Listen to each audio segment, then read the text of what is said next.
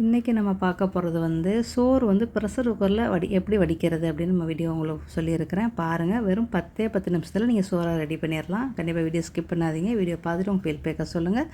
Welcome to my channel. Hi friends, எல்லோரும் எப்படி இருக்கிறீங்க?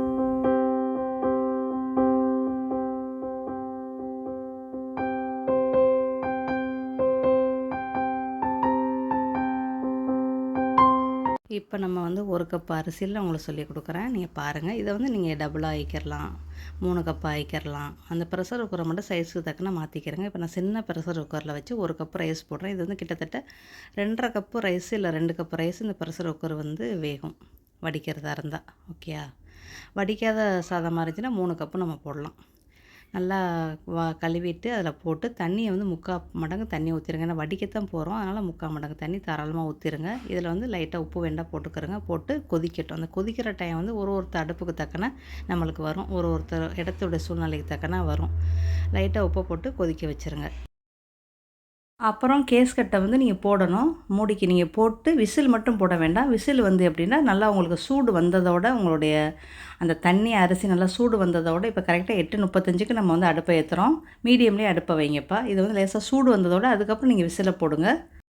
இப்போ நம்ம வந்து விசில் போடலை, மூடி மட்டும் தான் போட்டிருக்கோம். கேஸ்கட்டு போட்டு மூடி போட்டிருக்கோம். விசில் இருக்குது, பக்கத்தில் எடுத்து வச்சுக்கிறோம். அடுப்பு வந்து மீடியம்லேயே வைங்க. அடுப்பு வந்து ரொம்ப ஏற்றி விட வேண்டாம். இன்னும் கொஞ்ச நேரத்தில் உங்களுக்கு என்ன செய்யும், அந்த ஒரு மாதிரி சூடு மாதிரி வரும். அந்த நேரத்தில் நீங்கள் விசிலை போட்டுருங்க. இந்த டயத்தில் உங்களுக்கு நல்லா சூடு வந்திருக்கும்.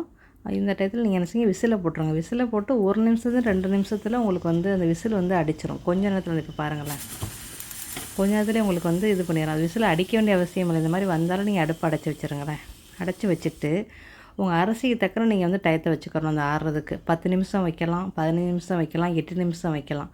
நான் வந்து கரெக்டாக 5 நிமிஷம் தான் இதை வச்சுருக்கேன். ஏன்னா நம்ம அரிசி வந்து சீக்கிரம் குழஞ்சிரும். அதனால் இந்த ப்ரெஷரை வந்து வெளியாக்கணும், இல்லைண்டா ரொம்ப குழஞ்சி போயிடுவாங்க. அதனால் லைட்டாக பைப்பில் லைட்டாக தண்ணியை ஊற்றி நம்ம வந்து அந்த சூட்டை வெளியாக்கிடலாம். ஓகே?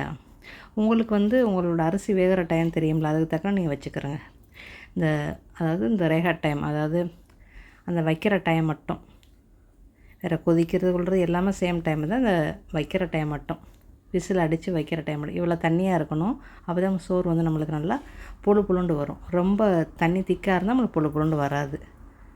இப்போ நீங்கள் என்ன செய்ய, மூடியில் இருக்கிற இதை எடுத்துருங்க. கேஸ்கட்டை எடுத்துட்டு மூடியை திருப்பி போடுங்க. அப்படி போடுங்க. கேஸ்கட்டை எடுத்துடணும், எடுத்துகிட்டு போடுங்க. கேஸ்கட்டு வைக்காமல் இந்த மூடியை வச்சுக்கிட்டே நீங்கள் என்ன செய்யலாம், உங்களுடைய சோறை என்ன செய்யலாம், வடிச்சிடலாம்.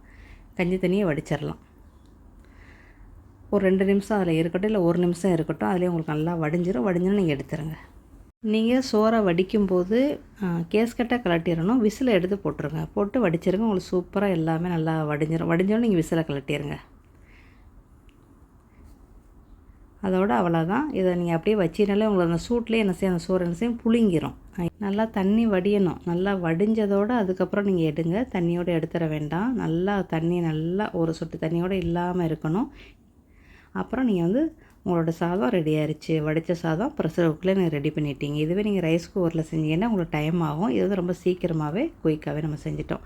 கண்டிப்பாக ட்ரை பண்ணி பாருங்கள். இந்த டிப்பு எத்தனை பேருக்கு பயனாக இருக்குன்னு முடிஞ்சால் கமெண்ட் பண்ணுங்கள். எவ்வளோ கொஞ்சம் செய்யலாம், எவ்வளோ நிறையாவும் செய்யலாம்ப்பா. தண்ணி அளவை மட்டும் கொஞ்சம் கூட்டி வச்சுக்கணும். அதே ரைஸ் குக்கராக இருந்தால் இதே மாதிரி வடிக்கிற சாதம் செய்கிறதுக்கு நம்மளுக்கு கண்டிப்பாக 20 நிமிஷம் ஆகும். ஓகேயா?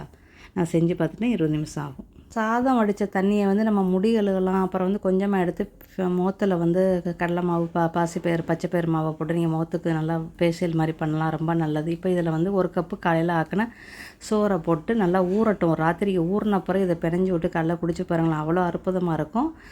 பழைய கஞ்சி குடிக்கிறவங்களுக்கு இது தெரியும். இது வந்து அந்த காலத்தில் வந்து ஸ்கூலுகளுக்கெல்லாம் இப்படி தான் கொடுத்து விடுவாங்க.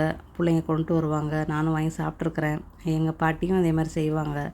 இப்போ நான் வந்து வத்தலும் ஊறுகாயும் எடுத்து வச்சுருக்கிறேன்ப்பா. சரியா? இது வந்து பழைய யாவும் எனக்கு வந்துருச்சு. அதனால் உங்களுக்கு சரி இந்த வீடியோ ஷேர் பண்ணலாம். இது எத்தனை பேர் இந்த மாதிரி சாப்பிட்ட அனுபவம் இருக்குன்னு இந்த வீடியோ பார்க்குறவங்க கமெண்ட் பண்ணுங்கள். இந்த மாதிரி சாப்பிட்டு பாருங்களேன். இப்போவாது சாப்பிட்டு பாருங்களேன். பழைய சோறு வடித்து தண்ணிக்குள்ளே போட்டு ரொம்ப நல்லாயிருக்கும். அதில் தயிர் கூட நீங்கள் மிக்ஸ் பண்ணி சாப்பிட்லாம். இது மகளுக்கு. ஓகேப்பா, நெக்ஸ்ட் பேரில் சந்திக்கலாமா? By, see you.